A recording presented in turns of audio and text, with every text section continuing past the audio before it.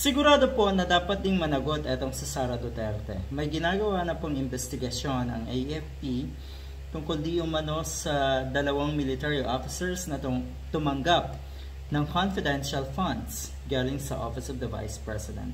Natural, alam yan ni Sara Duterte.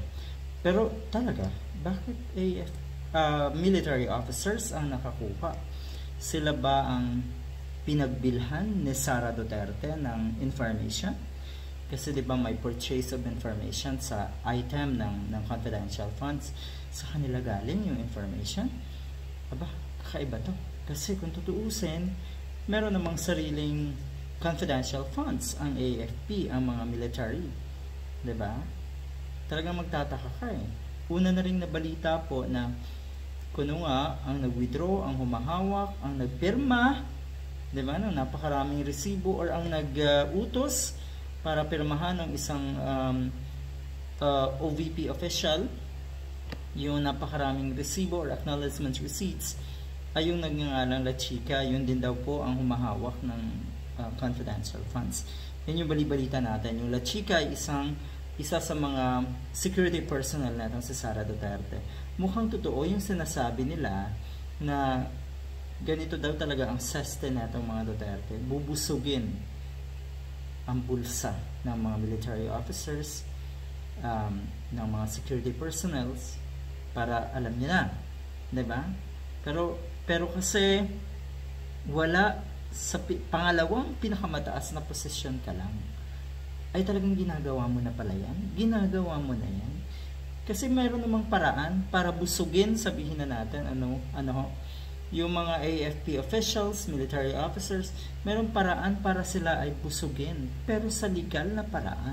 Ito kasi hindi naman to legal eh. Diba?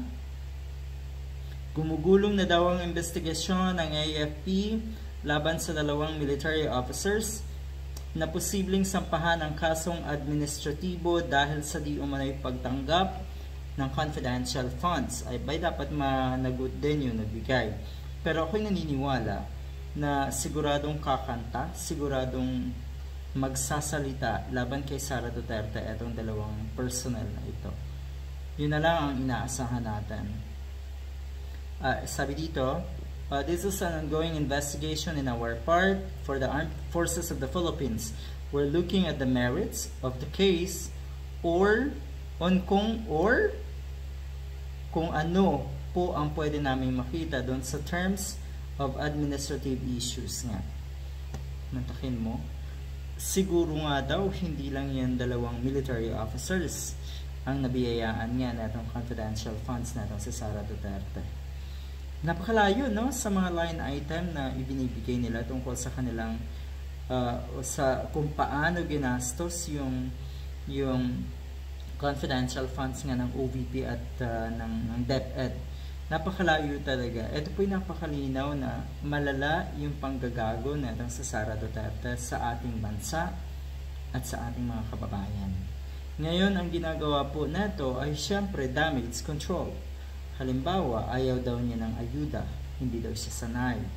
Hindi daw siya naniniwala na makakatulong sa mga kababayan natin ng ayuda. Ang pinalilingan siyempre ay nasa Malacanang. Pero ganyan po ang ginagawa niya ngayon. Namimigay ng ayuda sa mga lugar, sa mga random places. Wala pong kalamidad yan. Good luck.